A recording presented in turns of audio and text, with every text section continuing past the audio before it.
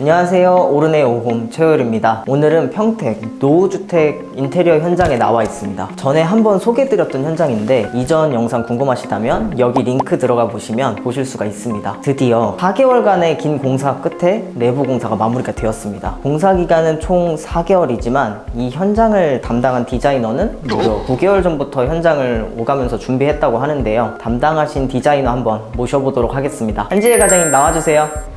안녕하세요. 오랜만에 인사드립니다. 오른의 한지혜 과장입니다.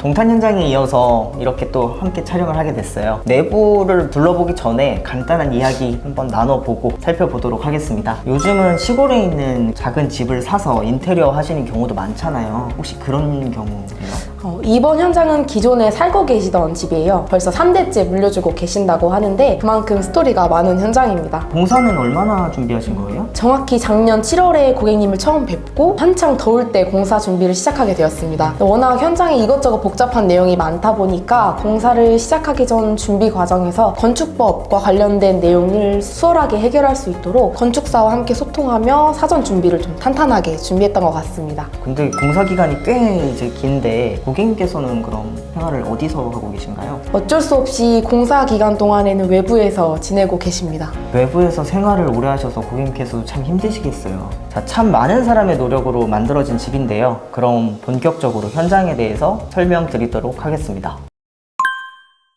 자, 현관입니다. 지금은 정말 현관 같은 모양을 하고 있지만 제가 서 있는 이곳은 거실 겸 현관이었습니다. 이게 거실인지 현관인지 구분이 정말 애매한 공간이었습니다. 하지만 지금은 현관문 열고 딱 들어오면 현관 타일, 현관장 이렇게 중문이 딱 나옵니다. 현관장은 한샘 매트 화이트라는 제품이 사용되었고 하단을 띄워줘서 자주 신으시는 신발을 사용하기 편하도록 구성을 해주었습니다. 타일은 그레이 600각 타일을 이용을 해서 현관 디딤석 부분까지 감싸줘서 현관이 덜 좁아 보이게 해주었습니다. 현관 중문은 크림색의 한샘 3연동 중문으로 유리를 투명으로 해줘서 더 오픈된 느낌을 주었습니다. 이렇게 현관다운 현관이 갖춰졌습니다. 자, 이제 안으로 들어가서 한번 살펴보시죠.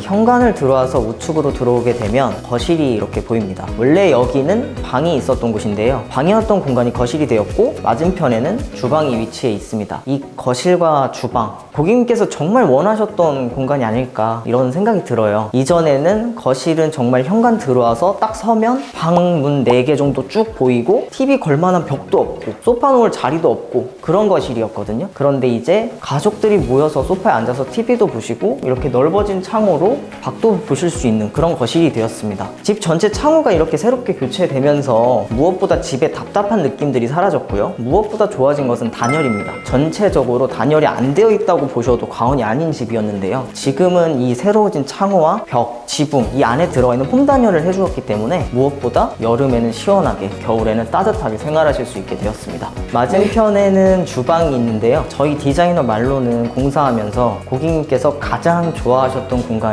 주방이었다고 해요. 그래서 주방 소개만큼은 디자이너가 직접 하고 싶다고 했는데요. 함께 만나보러 가시죠. 주방입니다. 주방에는 정말 세월의 흔적이 그대로 보이면서도 사연이 정말 많은 공간이기도 합니다. 기존 주방에서는 머리에 바로 위에 다락방이 있다 보니까 청고도 굉장히 낮고 한 계단을 내려가야만 주방이 있기 때문에 동선의 번거로움이 굉장히 많았었습니다. 창문의 위치라든지 창고의 위치가 애매해서 짧을 수밖에 없는 일자로 된 주방의 형태였습니다. 짧기 때문에 수납은 물론 조리대 공간까지 여유가 별로 없을 정도였는데요. 워낙 현장이 복잡하다 보니 고객님께서도 원하시는 부분을 선뜻 이야기하기 어려우셨다고 합니다. 그럼에도 반영을 해드릴 수 있도록 최선을 다해서 변경을 했었거든요. 그렇게 만들어진 주방은 D급자 형식으로 되어 있는 주방입니다. 가장 먼저 일체형 아일랜드 식탁입니다. 식탁 가구를 별도로 구매하기엔 배치할 공간이 너무 비좁을 것 같아서 이렇게 좀 단차를 주면서 주방과 세트로 식탁을 구성해드렸습니다. 기존에는 수납 공간도 워낙 좁았다 보니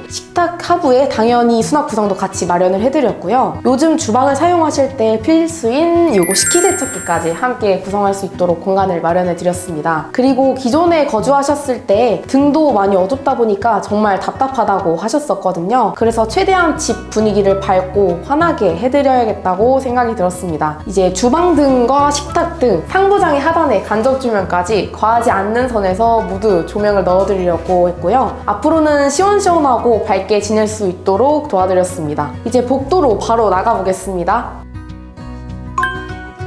거실 주방에서 방으로 가기 위해서는 이 복도를 지나게 됩니다. 자, 원래 이 공간은 거실이었어요. 신발 벗고 들어오면 바로 거실. 이거 고객님께서 구조에 대한 고민을 엄청 하셨거든요. 그래서 이렇게 복도식으로 정리를 해서 방을 나눠드렸습니다. 복도 라인을 깔끔하게 만들어 줄 때는 신경 써줘야 되는 것들이 있습니다. 면이 꺾이지 않게 깔끔하게 만들어주는 거. 이렇게 정리된 듯한 느낌을 만들어주는 데는 바로 9mm 문선과 이 위에 조명입니다. 자, 일반 문선에 비해서 얇게 구성이 되어 있기 때문에 깔끔한 느낌을 줄 수가 있고, 거기에 조명 이렇게 개수와 배치, 그리고 이 마루 방향에 따라서 조금 더 복도가 길어 보이는 효과를 줄 수가 있습니다. 자, 이제 다음 공간으로 한번 이동해 볼까요? 이 욕실 이제 정말 사용하시기 편하실 것 같습니다. 이전에는 여기에 세탁기도 있고 이 아래쪽에 수도 위치도 있어서 사용하기 불편하시고, 그리고 세탁기 있던 이 자리에 단이 있다 보니까 이런 부분들이 너무 불편했습니다. 그런데 이렇게 양변기, 세면대, 그리고 샤워부까지 이렇게 알맞게 나눠줘서 이제는 수도를 사용하실 때에도 숙이지 않고 사용을 하실 수가 있고, 무엇보다 여기 있던 세탁기를 주방 옆쪽에 있는 다용도실로 분리를 해주었기 때문에 욕실을 사용하면서도 움직이는 동선도 불편하지 않게 그렇게 만들어 주었습니다. 다시 복도를 지나가게 되면 방이 3개가 나오는데요. 그 방에 대한 이야기도 한번 해보도록 하겠습니다. 이 방 3개 중에서 하나는 안방, 나머지 2개는 작은 방으로 구성을 해줬습니다. 이 안방은 원래 보일러실과 작은 방이 있었던 자리인데요. 그 자리에 안방 구조와 이렇게 파우더룸, 안쪽에는 안방 욕실까지 만들어 주었습니다. 고객님께서 안방에 꼭 욕실이 있어야 된다고 말씀을 많이 하셨어요. 사실 방 사이즈가 줄어들어서 걱정을 했는데 두 분이 그래도 안방에서 편하게 사용하고 싶다고 말씀을 하셔서 소형 욕실로 안방에도 편리하게 욕실을 사용하실 수 있도록 구성을 해드렸습니다. 그래서 이렇게 안방에 파우더룸 그리고 욕실까지 깨알같이 넣은 침실이 완성이 되었습니다. 작은 방은 방과 거실이 있던 자리를 이렇게 작은 방 2개로 만들어 주었습니다. 원래 일반적인 방을 만들려면 방 2개 정도 나오는 공간이었어요, 이 공간은. 그런데 고객님께서 꼭 안방 포함해서 방을 3개로 구성을 해달라고 말씀을 계속 하셨거든요. 그래서 공간 배치에 있어서 사이즈뿐만 아니라 전체 공간을 어떻게 나눌지에 대한 고민을 많이 할 수밖에 없었어요. 그래도 다행히 이 작은 방 2개 같은 경우에는 자녀분들께서 방문하셨을 때 가끔 사용하실 거라서 사이즈가 좀 작아도 된다, 이렇게 말씀을 하셔서 간단한 수납과 침대 배치 정도만 할 수 있게 구성을 해드릴 수 있었습니다. 이 집을 좀 한마디로 정리하면 이렇게 말할 수 있을 것 같아요. 겉과 속이 모두 건강한 집. 자, 인테리어를 함에 있어서 이쁜 것도 참 중요하죠. 그런데 이곳은 이쁜 것보다는 안전, 그리고 불편하지 않은 것, 이 2가지가 가장 중요했던 것 같습니다. 그래서 집 골조에 대한 안전한 보강, 그리고 내부 단열을 해서 전보다 안전하고 편안한 집을 만들어 드리고 싶었습니다. 저는 이렇게 집을 바꿀 수 있는 것도 좀 주택의 특권이라고 생각을 합니다. 아파트에서는 아무래도 이런저런 제약이 많이 따르다 보니까 할 수 없는 공사들이 주택에서는 할 수 있는 경우가 꽤나 있습니다. 무엇보다 이렇게 주택에서 공간을 계획하실 때에는 그 공간에 실사용자가 어떻게 사용할지에 대한 의견이 정말 중요합니다. 자, 일반적으로 아파트 생활에 많이 익숙해져 있기 때문에 주택에 오셔서 불편한 점들, 특히 이 콘센트가 적다거나 수납이 모자란다는 의견이 굉장히 많습니다. 이 공간을 구성한다는 거, 우리가 무심코 사용하는 공간이지만 불편하면 정말 삶의 질이 떨어질 수가 있어요. 그렇다 보니 내가 어떻게 사용할지 이것에 대한 고민을 같이 많이 해주신다면 주택에서도 나만의 공간을 얼마나 쓸모있게 구성하실 수